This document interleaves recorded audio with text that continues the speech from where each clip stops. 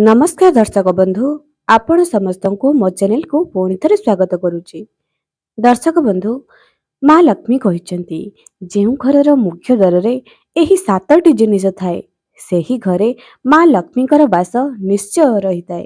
केबे भी सही घर दुख दरिद्रता प्रवेश करि न थाए। सही घरे सबु बेले देवतांकर बास रही थाए। एमिति किछि जिंस अछि जहाँ आपण घरर मुख्य द्वार रखिबा द्वारा आपणक घर को सुख समृद्धि आकर्षित होई आसी थाए। कौनसी नकारात्मक वातावरण नकारात्मक एनर्जी आपणक घर भितर को प्रवेश करि पारि न थाए। एमिति किछि जिनिस आपणको आपणक घरर मुख्य द्वार रखिबा दरकार। दर्शक बंधु आपण माने ओडिया रे गोटे कथा सुनिथिबे, गाँ सुंदर धोबा तुठरू, अर्थात आपणक घरर गाँर मुख्य जो पोखरी थिबो ସେହି ପୋଖରୀର ସୌନ୍ଦର୍ଯ୍ୟରୁ ଆପଣ ଜାଣିପାରିବେ ଯେ ଏହି ଗାଁରେ କେତେ ନିର୍ମଳତା ବା କେତେ ଶୁଦ୍ଧତା ଅଛି। ସେଥିପାଇଁ ତ ଗାଁର ମୁଖ୍ୟକୁ ଗାଁର ମନ୍ଦିର ଗାଁର ମୁଖ୍ୟ ଏଣ୍ଟ୍ରାନ୍ସକୁ ସବୁବେଳେ ସଫା ସୁତୁରା ରଖାଯାଏ। ପ୍ରତ୍ୟେକଙ୍କ ଘର ଦେଖନ୍ତୁ, ଘରର ମୁଖ୍ୟ ଦ୍ୱାର ଯେତେ ସଫା ସୁତୁରା ଥିବ ସେ ଘର ଭିତରର ଲୋକମାନଙ୍କର ଚିନ୍ତାଧାରା କେତେ ସୁନ୍ଦର ଆପଣ ଜାଣିପାରିବେ। ଯେଉଁ ଘରର ମୁଖ୍ୟ ଦ୍ୱାର ଅସନା ଥାଏ ସେହି ଘରକୁ କେବେ ବି ଲକ୍ଷ୍ମୀଙ୍କର ବାସ ରହିନଥାଏ। ଯେଉଁ ଘରର ମୁଖ୍ୟ ଦ୍ୱାରକୁ ମହିଳାମାନେ ସଫା ସୁତୁରା ନ କରନ୍ତି ସଜାନ୍ତି ନାହିଁ ସେହି ଘରେ କେବେ ବି ଲକ୍ଷ୍ମୀଙ୍କର ବାସ ରହିନଥାଏ। କେତେ କଣ କରୁଛନ୍ତି ନା କରନ୍ତୁ, କିନ୍ତୁ ଘରର ମୁଖ୍ୟ ଦ୍ୱାରରେ ଆପଣ ଅସନା କରୁଛନ୍ତି। ଆପଣ ଘରର ମୁଖ୍ୟ ଦ୍ୱାରରେ ଯଦି ଏହି ସାତଟି ଜିନିଷ ରଖିବେ ଆପଣଙ୍କ ଘରେ ମା ଲକ୍ଷ୍ମୀ ନିଶ୍ଚୟ ବିରାଜମାନ କରିବେ। ଏବଂ ଘରର ମୁଖ୍ୟ ଦ୍ୱାରରେ ଏମିତି କେଉଁ ଜିନିଷ ରଖିବେ ନାହିଁ ଯାହାଦ୍ୱାରା କି ମା ଲକ୍ଷ୍ମୀଙ୍କର କୃପା ଆପଣମାନେ ପାଇବେ ନାହିଁ। ୟା ଉପରେ ଆଜିର ଭିଡ଼ିଓରେ ଆପଣମାନଙ୍କୁ ବତାଇବି। ତେଣୁ ଯଦି ଆପଣମାନେ ଏ ପର୍ଯ୍ୟନ୍ତ ଚ୍ୟାନେଲକୁ ସବସ୍କ୍ରାଇବ୍ କରିନାହାନ୍ତି ସବସ୍କ୍ରାଇବ୍ ନିହାତି କରନ୍ତୁ। ପାଖରେ ଥିବା ବେଲ୍ ଆଇକନକୁ କ୍ଲିକ୍ କରି ଭିଡ଼ିଓକୁ ଗୋଟିଏ ଲାଇକ୍ଟିଏ କରିଦିଅନ୍ତୁ। କମେଣ୍ଟ ସେକ୍ସନରେ ଜୟ ମା ଲକ୍ଷ୍ମୀ ନିହାତି ଲେଖନ୍ତୁ।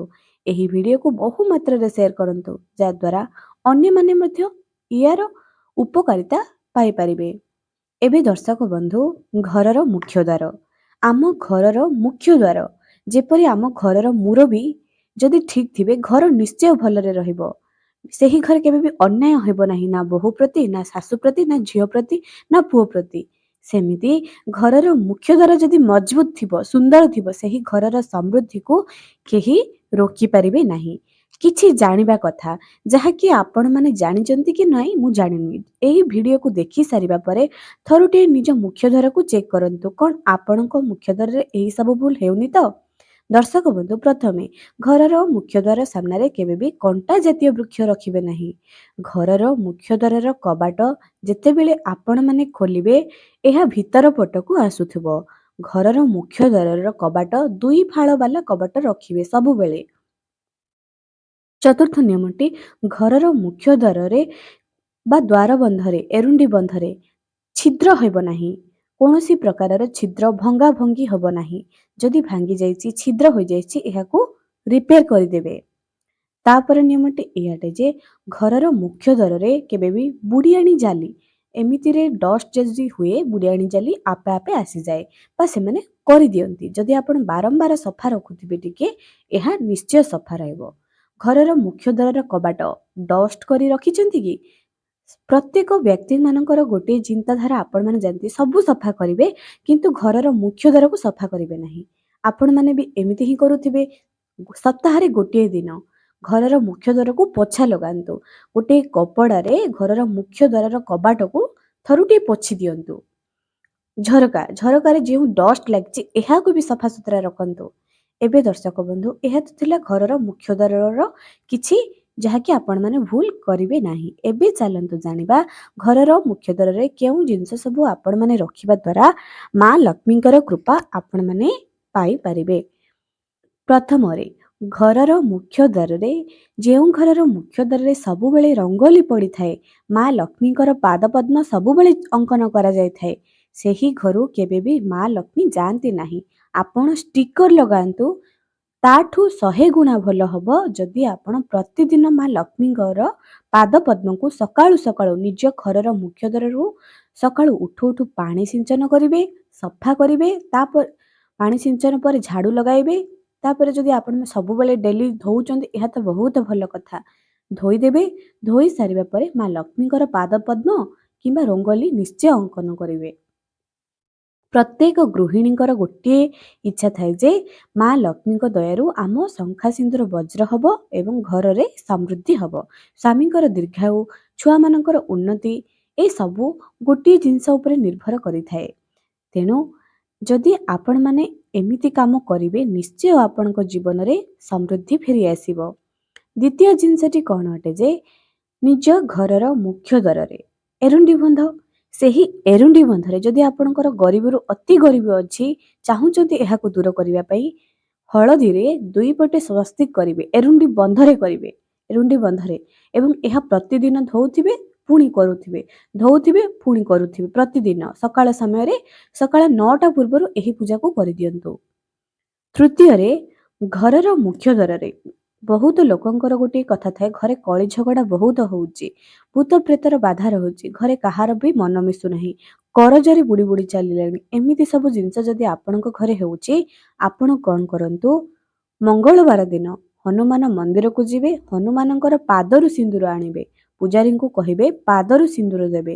ଏହାକୁ ଗୋଟିଏ ଲାଲ କପଡ଼ାରେ, ଛୋଟିଆ କପଡ଼ାରେ ବାନ୍ଧି କରି ନିଜ ଘରର ମୁଖ୍ୟ ଦ୍ୱାରରେ ଚିପକେଇ ଦେବେ।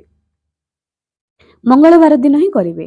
ଏହା କରିବା ଦ୍ୱାରା ଆପଣଙ୍କ ଘରକୁ ଭୂତ ପ୍ରେତ ବାଧା ରହିବ ନାହିଁ, କରଜ ରହିବ ନାହିଁ। କିନ୍ତୁ ଦର୍ଶକ ବନ୍ଧୁ ଗୋଟିଏ କଥା କହୁଛି, ହନୁମାନ ଚାଳିଶା ପଢ଼ିବା, ହନୁମାନଙ୍କର ଫଟୋ ଘରେ ରଖିବା, ହନୁମାନଙ୍କର ସିନ୍ଦୁର ନିଜ ଘରର ମୁଖ୍ୟ ଦ୍ୱାରରେ ରଖିବା, ଯେତେବେଳେ ଆମେ ଏହିସବୁ କାମ କରିଥାଉ ସେତେବେଳେ ଆମ ସହିତ କିଛି ଖରାପ ହୋଇଥାଏ, ବହୁତ ବଡ଼ ହୋଇଥାଏ, ଖରାପ ହୋଇଥାଏ। ଆମେ ଭାବିଥାଉ ଯେ ଆମକୁ ହନୁମାନଙ୍କର ପୂଜାଟା ସୁଝିଲା ନାହିଁ ବା ଆମେ ଠିକ୍ସେ କଲେ ନାହିଁ, ହନୁମାନଙ୍କର ଫଟୋ ବିସର୍ଜନ କରିଦେଉଛେ, ହନୁମାନଙ୍କୁ ବିଶ୍ୱାସ କରିବା ଛାଡ଼ି ଦେଉଛେ। ଏମିତି ଯଦି ଆପଣମାନେ କରୁଛନ୍ତି ଏହା ସମ୍ପୂର୍ଣ୍ଣ ରୂପେ ଭୁଲ। ଆମ ଘରରେ ଯେଉଁ ନକାରାତ୍ମକ ଦୋଷ ଥାଏ ନା, ଯେତେବେଳେ ଆମେ ଗୋଟେ ଭଲ ଜିନିଷକୁ ଆମ ଘରକୁ ଆଣିଥାଉ ତାହା ପ୍ରବେଶ କରିବା ପାଇଁ ସେହି ନକାରାତ୍ମକ ଊର୍ଜା ଦେଇନଥାଏ। ସେଥିପାଇଁ ଆମ ଘର ଭିତରେ ବହୁତ କଳି ଝଗଡ଼ା ହୁଏ, ମାନହାନି, ବହୁତ ବଡ଼ ରୋଗ ଆସେ। ଏହା ମୁଁ ନିଜେ ବି ଅଙ୍ଗେ ଲିଭାଇଛି, ଅନୁଭବ କରିଛି। ଯେତେବେଳେ ଆପଣମାନେ ଜମା ବି ଡରିବେ ନାହିଁ, ଏମିତି ହେଉଛି ତ ହେଉଥାଉ, କିନ୍ତୁ ଆପଣ ଜମା ବି ଭୟ କରିବେ ନାହିଁ। ହନୁମାନଙ୍କ ସିନ୍ଦୁରକୁ ଯେମିତି ମଙ୍ଗଳବାର ଦିନ ଆଣିକରି ନିଜ ଘରର ମୁଖ୍ୟ ଦ୍ୱାରରେ ରଖିବା ପାଇଁ କହିଲି, ଏହାକୁ ନିଶ୍ଚୟ କରନ୍ତୁ ଥରୁଟିଏ। ଦେଖିବେ ଭୂତ ପ୍ରେତ, କରଜ, ରାଗ, ଈର୍ଷା, ଘରର ଚିଡ଼ଚିଡ଼ାପଣ ଏସବୁ ଯଦି ଲାଗି ରହୁଛି, କଳି ଝଗଡ଼ା, ବିନା କାରଣରେ କଳି ଝଗଡ଼ା ଲାଗି ରହୁଛି, ଏହା ନିଶ୍ଚୟ ଦୂର ହେବ। ଚତୁର୍ଥ ନିୟମଟି ଶୁଣି ରଖନ୍ତୁ। ଘରର ମୁଖ୍ୟ ଦ୍ୱାରରେ ଘଣ୍ଟି ଲାଗିଥିବାର ତୋରଣ, ଆମ୍ବ, ଅଶୋକ ପତ୍ର ଲାଗିଥିବାର ଷ୍ଟିକର ସବୁ ଆସେ, ତୋରଣ, ସାଧାରଣତଃ ଘଣ୍ଟି ଲାଗୁଥିବାର ତୋରଣ, ଯାହାକି ପବନରେ ଯେମିତି ଆୱାଜ ଆସୁଥିବ, ଏହି ତୋରଣକୁ ନିଜ ଘରର ମେନ୍ ଏଣ୍ଟ୍ରାନ୍ସରେ ରଖନ୍ତୁ।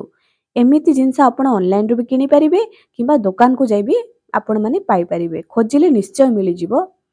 ଏହା ଲଗାଇବା ଦ୍ୱାରା କ'ଣ ହୋଇଥାଏ, ଯେତେବେଳେ ପବନରେ ଏହି ଘଣ୍ଟିର ଶବ୍ଦ ଆସେ ସେତେବେଳେ ଘର ଭିତରକୁ ଗୋଟିଏ ପଜିଟିଭ ଭାଇବ୍ରେସନ୍ ଆସେ, ଘରକୁ କୌଣସି ନକାରାତ୍ମକ ଊର୍ଜା ଆସେ ନାହିଁ। ସେଥିପାଇଁ ଘରର ମୁଖ୍ୟ ଦ୍ୱାରରେ ଘଣ୍ଟିର ତୋରଣ ଲଗାନ୍ତୁ, ବହୁତ ସୁନ୍ଦର ବି ଲାଗିବ ଏବଂ ଘର ପାଇଁ ବହୁତ ଭଲ ଅଟେ। ପଞ୍ଚମ ଜିନିଷଟି ଏହାଟେ ଯେ ଘରର ମୁଖ୍ୟ ଦ୍ୱାରରେ ହଳଦୀରେ ଯଦି ସ୍ୱାସ୍ତିକ ଅଙ୍କନ କରିବେ, ପୂଜା କରିସାରି ଆପଣ କ'ଣ କରିବେ, ଗୋଟିଏ ଭଲ ଦିନରେ ସବୁବେଳେ ସ୍ୱାସ୍ତିକ ଅଙ୍କନ କରୁଥିବେ, ଗୋଟିଏ ଭଲ ଦିନରେ, ତେବେ ଏହା ଘରକୁ ସୁଖ ସମୃଦ୍ଧି ପ୍ରାପ୍ତ କରିବ। ତାପରେ ନିୟମଟି ଜାଣି ରଖନ୍ତୁ, ଏହି ନିୟମଟି ପ୍ରତ୍ୟେକ ଶିବ ଭକ୍ତମାନେ, ଯଦି ଆପଣମାନଙ୍କ ଉପରେ ଭଗବାନଙ୍କର ବିଶ୍ୱାସ ଅଛି, ଏହି ଉପାୟକୁ ଥରୁଟିଏ କରନ୍ତୁ। ଯେକୌଣସି ବି ସୋମବାର ଦିନ ନିଜର ଘରର ମୁଖ୍ୟ ଦ୍ୱାରରେ ଆପଣମାନେ ଶ୍ରୀ ଶିବାୟ ନମସ୍ତୁଭ୍ୟମ୍ ଏହାକୁ ଚନ୍ଦନରେ ଲେଖନ୍ତୁ। ଏହାକୁ ଲେଖିବା ଦ୍ୱାରା ନିଜ ଘରର ମୁଖ୍ୟ ଦ୍ୱାରରେ ମାସେ, 2 ମାସ, 6 ମାସ, ବର୍ଷେ ଲାଗିପାରେ, କିନ୍ତୁ ଆପଣଙ୍କ ଘରକୁ ସମୃଦ୍ଧି ଏମିତି ଆସିବ, ଘରର ଉନ୍ନତି ଏମିତି ହେବ, ବିଶ୍ୱାସ କରିପାରିବେ ନାହିଁ। ଘରକୁ ଏମିତି ଗୋଟେ ପରିବର୍ତ୍ତନ ଆସିଯିବ, ଆପଣ ଭାବିପାରିବେ ନାହିଁ, କେଉଁ ନା କେଉଁ ଆଡ଼ୁ କେମିତି ନା କେମିତି ରାସ୍ତା ଖୋଲୁଥିବ, ଭଲ କାର୍ଯ୍ୟ ହେଉଥିବ, ଆପଣଙ୍କୁ ଭଲ ବୁଦ୍ଧି ମିଳିବ, ଘରର ସବୁ ଜିନିଷ ଭଲ ହିଁ ହେବ। ଦର୍ଶକ ବନ୍ଧୁ ଭଗବାନଙ୍କ ଉପରେ ଭରସା ରଖି ଥରୁଟିଏ ଯେଉଁମାନେ ଏ ପର୍ଯ୍ୟନ୍ତ ଭିଡ଼ିଓକୁ ଦେଖି ସାରିଲେଣି ନିଜ ଘରର ମୁଖ୍ୟ ଦ୍ୱାରରେ ସୋମବାର ଦିନ ଚନ୍ଦନରେ ଶ୍ରୀ ଶିବାୟ ନମସ୍ତୁଭ୍ୟମ୍ ନିଶ୍ଚୟ ଲେଖନ୍ତୁ। ତାପରେ ଆପଣମାନେ ନିଜେ ଅନୁଭବ କରିବେ ଯେ ଏହି ନାମର କେତେ ଶକ୍ତି ଅଛି। ବିଶ୍ୱାସରେ ଥରୁଟିଏ ନିହାତି ଲେଖନ୍ତୁ। ତାପରେ ନିୟମଟି ଏଇଆ ଅଟେ ଯେ ଘରର ମୁଖ୍ୟ ଦ୍ୱାରରେ ଶୁଭ ଲାଭ ବି ଲେଖନ୍ତୁ। ସ୍ୱାସ୍ତିକ ସହିତ ଶୁଭ ଲାଭ ବି ଲେଖନ୍ତୁ। ଷ୍ଟିକର ଚିପକେଇବା ସହିତ ନିଜେ ଲେଖିବା ସବୁଠାରୁ ଶୁଭ ଅଟେ। ସବୁବେଳେ ଗୋଟିଏ ଭଲ ଦିନରେ ଏହାକୁ ଲେଖନ୍ତୁ। କେବେ ବି ନିଜ ଘରର ମୁଖ୍ୟ ଦ୍ୱାର ସାମ୍ନାରେ ଚପଲ ରଖିବେ ନାହିଁ। ମା ଲକ୍ଷ୍ମୀ ଆମ ଘରକୁ ଆସନ୍ତି, ଯେତେବେଳେ ମୁଖ୍ୟ ଦ୍ୱାରରେ ଚପଲ ଦେଖିଦିଅନ୍ତି ସେଇଠୁ ହିଁ ଫେରିଯାଆନ୍ତି। କେବେ ବି ମୁଖ୍ୟ ଦ୍ୱାରରେ ଚପଲ କଣ୍ଟା ଜାତୀୟ ବୃକ୍ଷ ରଖିବେ ନାହିଁ।